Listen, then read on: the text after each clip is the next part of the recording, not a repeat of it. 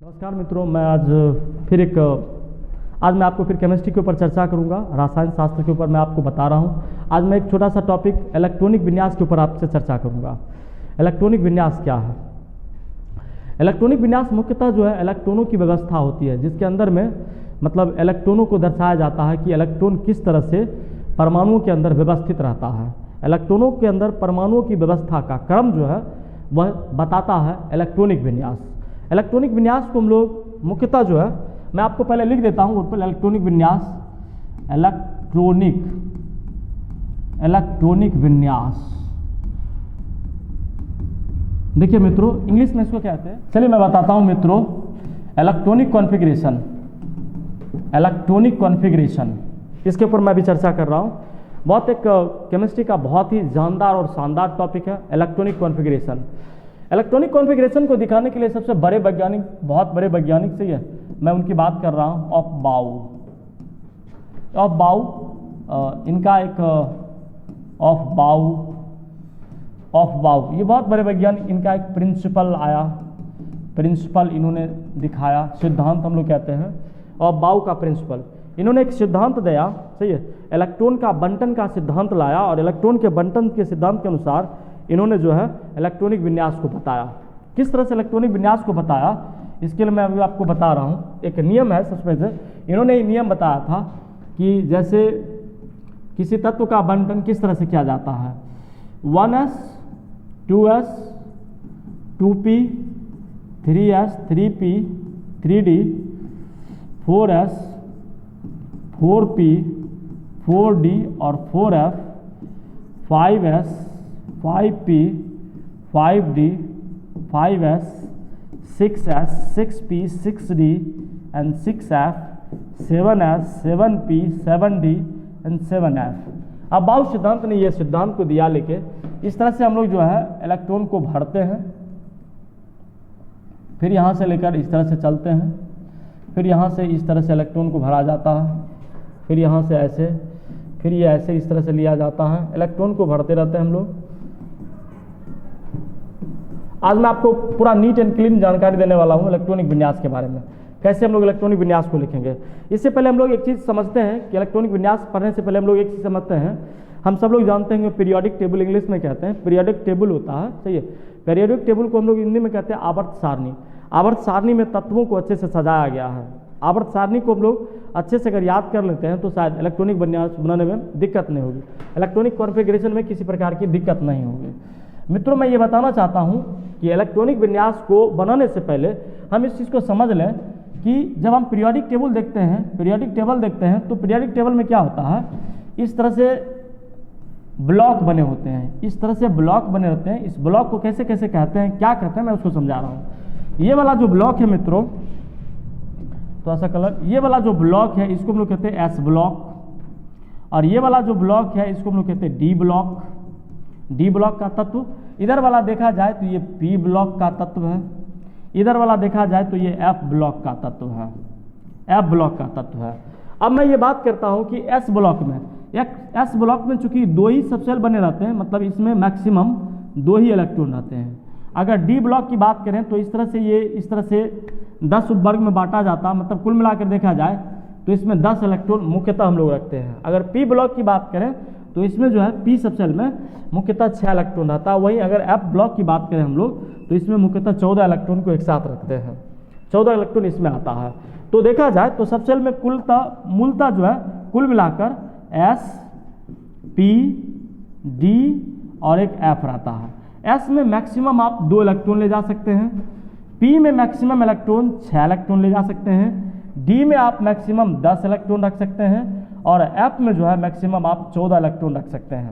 इससे कम इलेक्ट्रॉन रहेगा, इससे ज़्यादा इलेक्ट्रॉन आप किसी भी सबसेल में नहीं रख सकते हैं। इस तरह से पूरे पीरियोडिक टेबल को 4 ब्लॉक में बांटा गया मित्रों, 4 ब्लॉक, फिर से S block, D block, P block और एफ ब्लॉक, ये 4 ब्लॉक तत्वों के होते हैं, और इन्हीं चारों के आधार पर इलेक्ट्रॉनिक विन्यास को बनाया जाता है मूलतः। मैं चलता हूँ मित्रों, मैं दिखाता हूँ आपको कि इलेक्ट्रॉनिक विन्यास किस तरह से बनाया जाता है, इलेक्ट्रॉनिक विन्यास किस तरह से हम लोग बना सकते हैं, इसको हम समझाते हैं। चूँकि रूल तो है ही, सही है, इसको समझने का प्रयास करेंगे हम लोग। थोड़ा सा मित्रों यहाँ देखेंगे, मैं इसको थोड़ा सा कंस्ट्रिक्ट कर दिया हूँ। आप देखेंगे इलेक्ट्रॉनिक विन्यास, जैसे कि मैं आप बात कर रहा हूँ, जैसे मान लीजिए कोई तत्व है, अगर कोई तत्व है, मान लीजिए जैसे कोई तत्व कौन सा, जैसे मान लीजिए सोडियम है। आपको जानना होगा कि सोडियम की परमाणु संख्या 11 होती है। हमें किसी तत्व का इलेक्ट्रॉनिक विन्यास बनाने के लिए उसके परमाणु भार की ज़रूरत नहीं होती, हमें एक परमाणु संख्या की ज़रूरत होती है। केमिस्ट्री को अगर अच्छे से जानना हो, पढ़ना हो, तो उनको सबसे पहले केमिस्ट्री के हर एक पहलुओं को, हर एक फार्मूला को अच्छे से याद कर लीजिए। मैं पिछले वीडियो में मैं बताया था आपको, सही है, अगर आप हर एक फार्मूला को अच्छे से याद रखेंगे तो आपको केमिस्ट्री समझने में बहुत आसानी होगी। तो जैसे कि मैं आपको बताता हूँ, ये सोडियम एक तत्व है, सोडियम। अब सोडियम तत्व के अगेंस्ट में हम लोग इलेक्ट्रॉनिक विन्यास बनाते हैं। इलेक्ट्रॉनिक विन्यास में हम लोग देखते हैं कि पहले इलेक्ट्रॉन कहाँ जा रहा है, तो यहाँ पर भी हम लोग हाथ रख रहे हैं, उंगली से मैं दिखा रहा हूँ आपको। यहाँ ये इलेक्ट्रॉन है 1s2, अगला यहाँ जाएगा 2s2 में, यहाँ पर फिर ये 2p में जाएगा, फिर 3s में, फिर 3p 4s, फिर इसके बाद 3d 4p 5s में जाएगा, फिर 4d 5p 6s, फिर 4f 5d 6p 7s, इसके बाद 5f 6d 7p। इस तरह से जो है ये क्वांटिन्यूटी इलेक्ट्रॉन का चलता रहेगा। और आप ध्यान रखिएगा कि एस सब सेल में मैक्सिमम 2 इलेक्ट्रॉन से ज़्यादा नहीं रखेंगे, डी सब सेल में भी मैक्सिमम 10 से ज़्यादा नहीं, पी में 6 से ज़्यादा नहीं, एफ में 14 से ज़्यादा नहीं, उससे कम रख सकते हैं। पुनः मैं लौटता हूँ सोडियम के इलेक्ट्रॉनिक विन्यास पर।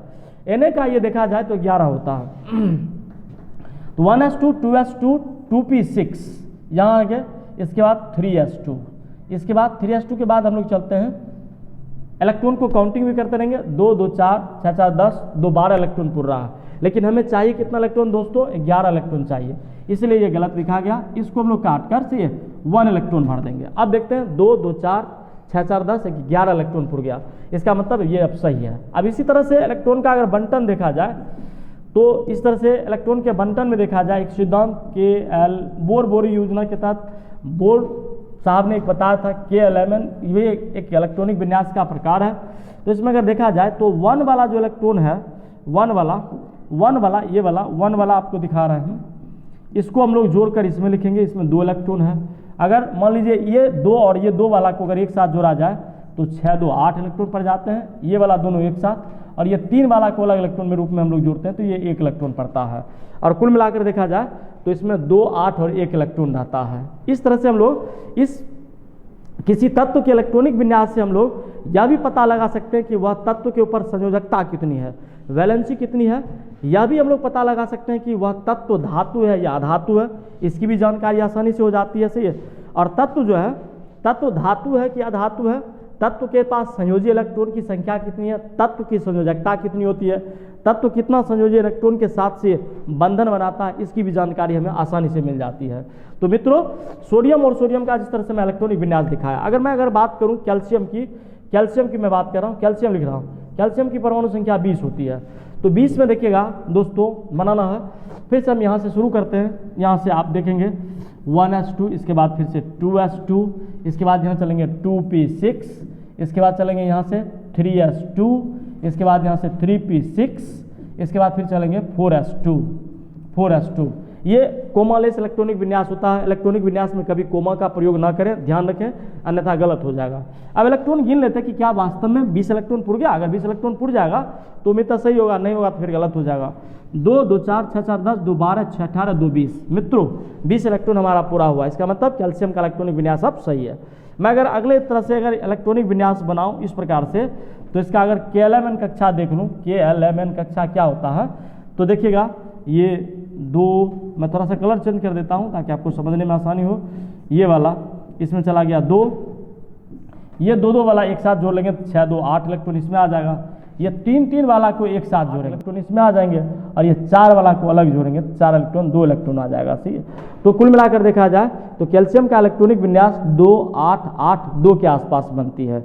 इस प्रकार हम देखते हैं कि कैल्शियम के बातम कक्षा में 2 इलेक्ट्रॉन है, इसका मतलब जो है कैल्शियम 2 बंधन बनाता है। अगर मैं यहाँ बात करूँ, इसके अगेंस्ट में बात करूँ सोडियम के साथ से, तो सोडियम का बातम कक्षा में 1 इलेक्ट्रॉन है, इसका मतलब सोडियम का संयोजी तत्व जो है वो 1 इलेक्ट्रॉन हुआ, 1 इलेक्ट्रॉन के साथ मतलब एक बंधन बनाता है, और कैल्शियम जो है 2 इलेक्ट्रॉन के साथ 2 बंधन बनाता है। अब यहाँ पर एक चीज़ और रहता है, मैं बताया था अभी धातु अधातु, सोडियम के बातम कक्षा में चूंकि 1 इलेक्ट्रॉन है तो इस पर चार्ज हो जाएगा प्लस, इसका मतलब है कि ये तत्व धातु है।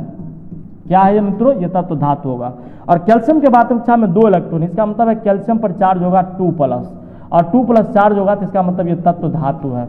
ध्यान रखने की बात यह है कि 1 हो, 2 हो, 3 हो, 3 तक तत्व जो है मुख्यतः हम लोग प्लस चार्ज लेते हैं, और इसके बाद 3 से ज़्यादा तत्व आया 4, जब जैसे कार्बन है, कार्बन के बाद बातम कक्षा में 4 इलेक्ट्रॉन होते हैं, तो इसका मतलब से कार्बन 4 संयोजकता बनाता है। हो सकता है वो किसी के साथ संयोग कर ले या नहीं भी करे, तो कार्बन 4 संयोजकता बनाता है।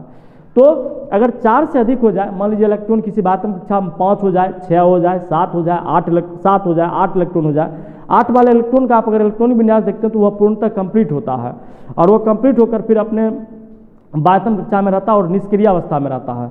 वही अगर हम लोग बात करें जैसे भी बताया कि 5, 6, 7 इलेक्ट्रॉन है, तो 5 इलेक्ट्रॉन वाले तत्व जो है, 5 इलेक्ट्रॉन अगर किसी के बातम कक्षा में है तो हम लोग यहाँ से अष्टक रूल का पालन करेंगे। अष्टक रूल ये कहता है कि कोई तत्व तब अस्थायी रूप में वो रहता है जब उसके बाह्यतम कक्षा में 8 इलेक्ट्रॉन अपने साथ बंद कर वह अष्टक पूरा कर लेता है, तब वह तत्व अस्थायी हो जाता है, अन्यथा वो तत्व अस्थायी नहीं होगा।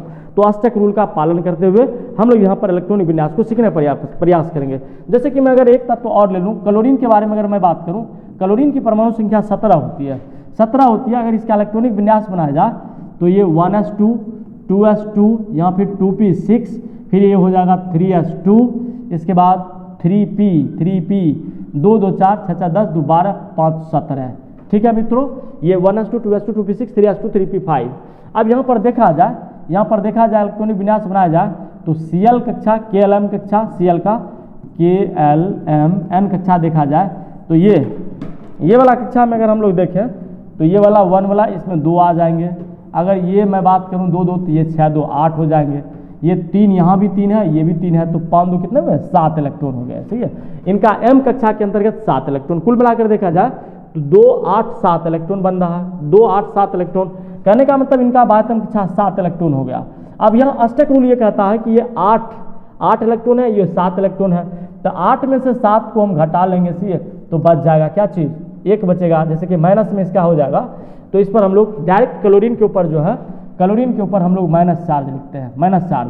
और हम लोग यह कहते हैं कि यह तत्व जो है अधातु है, यह तत्व जो है अधातु है, और प्रायः यह तत्व जो है मतलब एक बंधन के साथ इसके साथ जुड़ा रहता है, और इस प्रकार जो है इलेक्ट्रॉनिक विन्यास बनने का मतलब आगे सिलसिला जारी रहता है। अगर मैं वही बात करूं, ये तो सिंपल सा हुआ इलेक्ट्रॉनिक विन्यास। हमारे इलेक्ट्रॉनिक विन्यास बनाने में 4 तत्व जो है वो बाद में आ जाते हैं,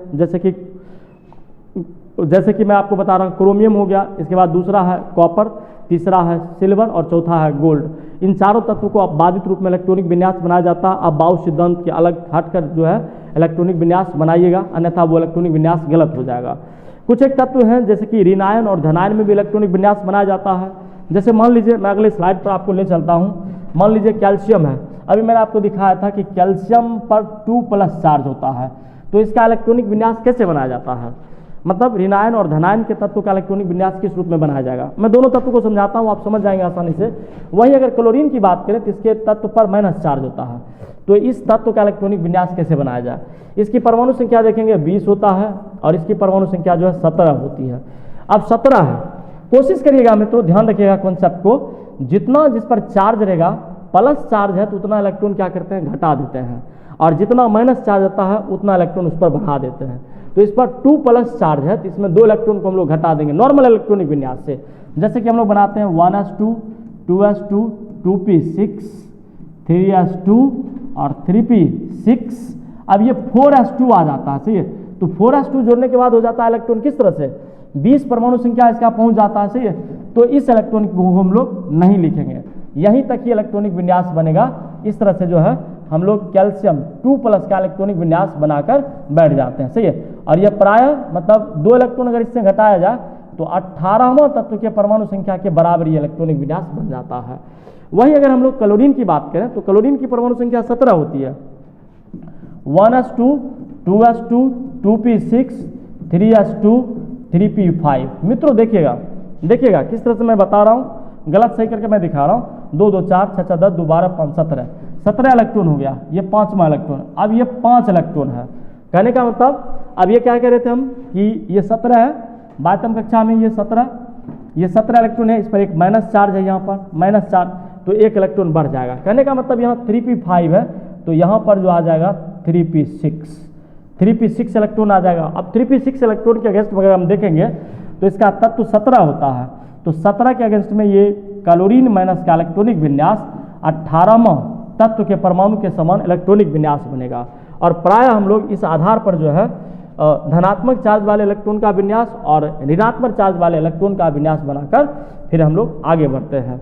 मित्रों, आशा करता हूं कि आप इस वीडियो को देखे होंगे और मैं आज इस केमिस्ट्री के इस चैप्टर में से केमिस्ट्री के कड़ी में मैं एक बहुत महत्वपूर्ण विषय पर आपसे बात किया कि हम लोग इलेक्ट्रॉनिक विन्यास किस तरह से बना जाएंगे। अक्सर देखते हैं कि बच्चों को ऑफलाइन क्लास में जब चलती है तो वो लोग इलेक्ट्रॉनिक विन्यास बनाने में असमर्थ हो जाते हैं, तो मैंने सोचा कि यार वीडियो के माध्यम से उन लोगों तक यह इलेक्ट्रॉनिक विन्यास बनाने को पेश किया जाए ताकि वो आसानी से इन चीज़ों को समझ सकें। वैसे ऑफलाइन क्लास भी हमारी चलती रहती है, सही है, ऑफलाइन क्लास में भी आप हमें ज्वाइन कर सकते हैं, वहाँ पर भी पढ़ाई अच्छी होती है। ऑफलाइन में आप ज्वाइन करके सही है आप ऑफलाइन क्लास का भी आनंद ले सकते हैं। वैसे अब मैं ऑनलाइन क्लासेस भी मैं आ रहा हूँ, सही है, इसमें भी आप वीडियो को देखते हैं, सही है। तो मैं पुनः फिर से मैं धन्यवाद देना चाहता हूँ कि आप इतना हमें सपोर्ट करते हैं, आप इतना हमें चाहते हैं, इसके लिए बहुत बहुत धन्यवाद। मैं पुनः फिर से इस YouTube चैनल पर आने वाले जितने भी मेरे दर्शक हैं, मैं जितने भी स्टूडेंट हैं, सही है, मैं सबका स्वागत करता हूं। एक बार पुनः मैं धन्यवाद देता हूं पूरे टेक्निकल टीम को, जिसने जो मतलब रात दिन एक करके ये वीडियो को मेहनत करता है और मेहनत करके फिर हम लोग के सामने आपके सामने से लाती है ताकि आप इस चीज़ को देखें और भली भांति आपको किसी प्रकार की दिक्कत ना हो, इस चीज़ को समझें। दोस्तों, अगर आप इस YouTube चैनल पर नए हैं तो प्लीज़ हमारे YouTube चैनल को सब्सक्राइब कर दें ताकि आने वाला हर एक नोटिफिकेशन आप तक पहुंचे। बेल आइकन को प्रेस करना ना भूलें, वीडियो को भी शेयर करें और लोगों तक भी इस वीडियो को पहुंचाएं ताकि आने वाले बच्चे जो है इन चीज़ों से लाभ उठा पाएँ और उन चीज़ों को समझें आसानी से। थैंक्स फॉर वॉचिंग, बहुत बहुत धन्यवाद।